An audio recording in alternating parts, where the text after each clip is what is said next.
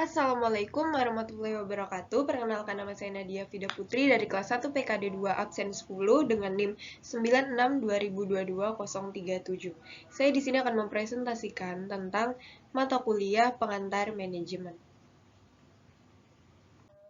Di sini materi saya tentang kegiatan belajar 11 modul 5 yaitu motivasi. Nah, di sini ada pengertian motivasi. Sebenarnya banyak ya di modul ada pengertian motivasinya menurut para ahli, tapi saya mengambil dua contoh, yaitu menurut G.R. Terry dan H. Hadari Nawawi. Yang pertama, G.R. Terry menjelaskan bahwa motivasi ialah sebuah keinginan yang ada pada diri seseorang yang merangsangnya untuk melakukan berbagai tindakan atau perilaku. Yang kedua, ada H. Hadari Nawawi yang mendefinisikan motivasi seseorang melakukan sesuatu, perbuatan, atau kegiatan yang berlangsung secara sadar dalam diri seseorang. Nah, jadi intinya atau singkatnya, motivasi itu merupakan suatu perubahan yang terjadi pada diri seseorang yang muncul karena adanya gejala perasaan, kejiwaan, atau emosi yang mendorong individu tersebut untuk melakukan perilaku yang disebabkan karena kebutuhannya, keinginannya, bahkan juga tujuannya. Selanjutnya, faktor-faktor yang mempengaruhi motivasi. Yang pertama ada faktor intern dan yang kedua ada faktor ekstern. Yang pertama, faktor intern atau internal itu berasal dari dalam diri individu. Nah, ini tuh biasa merupakan pembawaan dari individu seperti pendidikannya, pengalamannya di masa lampau, ataupun keinginannya dan harapannya di masa depan. Dan lalu yang kedua itu ada faktor ekstern atau eksternal, itu berasal dari luar individu, biasanya dari lingkungan sekitarnya, seperti lingkungan kerja, pemimpin sama pemimpin sama teman-teman di sekitar lingkungannya, tuntutan perkembangan dari orang, atau tugas atau dipengaruhi oleh tugas yang dapat mendorong dia untuk memotivasi dia menjadi lebih baik, dan bimbingan dari atasannya. Oke, selanjutnya faktor pendorong tersebut itu menyebut dengan istilah wish, drive, urge, need, dan motivation. Wish itu keinginan, drive itu dorongan, urge itu desakan, need kebutuhan, maupun motivation yaitu motivasi atau rangsangan. Oke, yang selanjutnya ada motivasi menurut teori eksternal dan menurut teori internal. Yang menurut motivasi menurut teori eksternal itu merupakan sesuatu cara yang berkaitan dengan bagaimana perilaku seseorang itu dapat digairahkan, dipelihara, diarahkan, dan bila mungkin juga dihentikan. Lalu yang menurut teori internal atau intrinsic theory, motivasi adalah keadaan dalam diri seseorang yang dapat mendorong keinginan mereka untuk melakukan kegiatan atau perilaku tertentu guna mencapai suatu tujuan yang dicita-citakan oleh pribadi seseorang tersebut. Oke, next.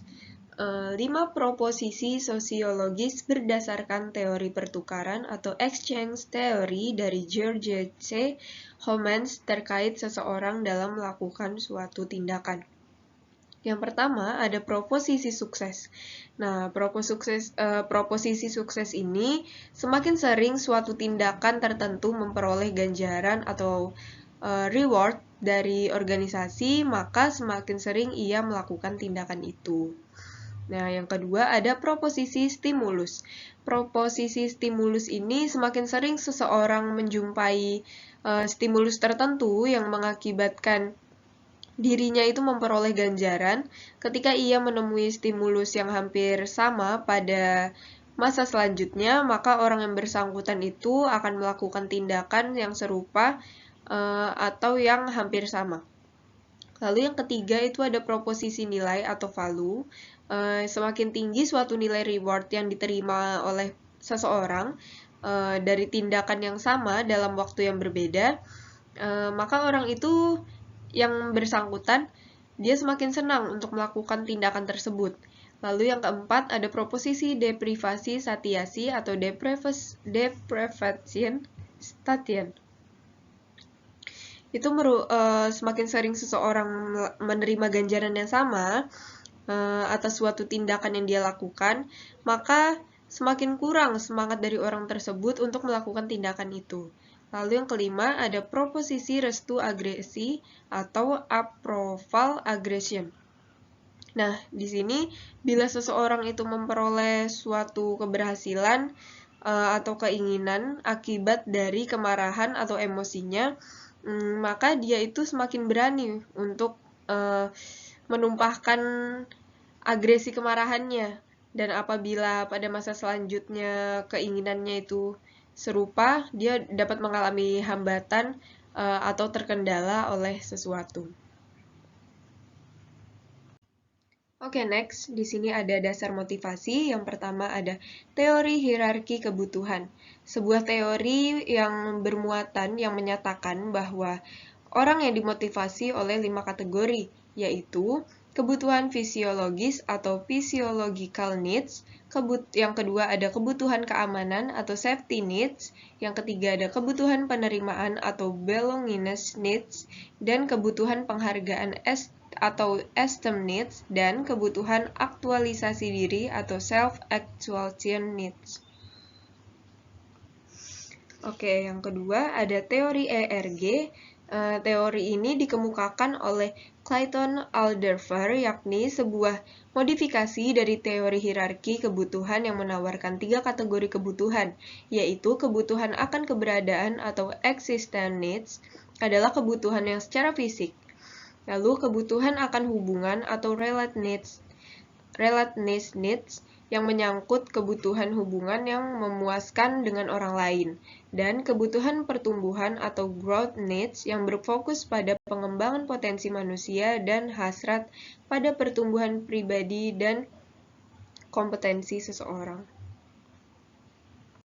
Lalu yang ketiga di sini ada teori 2 faktor, yaitu meliputi teori higien faktor, yaitu faktor yang melibatkan hadir atau tidaknya ketidakpuasan kerja atau job dissatisfaction, yang termasuk situasi kerja, gaji, kebijaksanaan perusahaan, dan hubungan interpersonal, dan teori motivator, yaitu faktor yang mempengaruhi tingkat kepuasan bekerja berdasarkan pemenuhan kebutuhan tingkat tinggi seperti pencapaian, penghargaan, tanggung jawab, dan peluang untuk tumbuh. Lalu yang keempat, ada teori memperoleh kebutuhan atau acquired needs theory. Teori ini memperoleh kebutuhan atau muatan terakhir yang dikembangkan oleh David MC Cleland. Teori ini menjelaskan bahwa kebutuhan hidup terdiri dari kebutuhan untuk pencapaian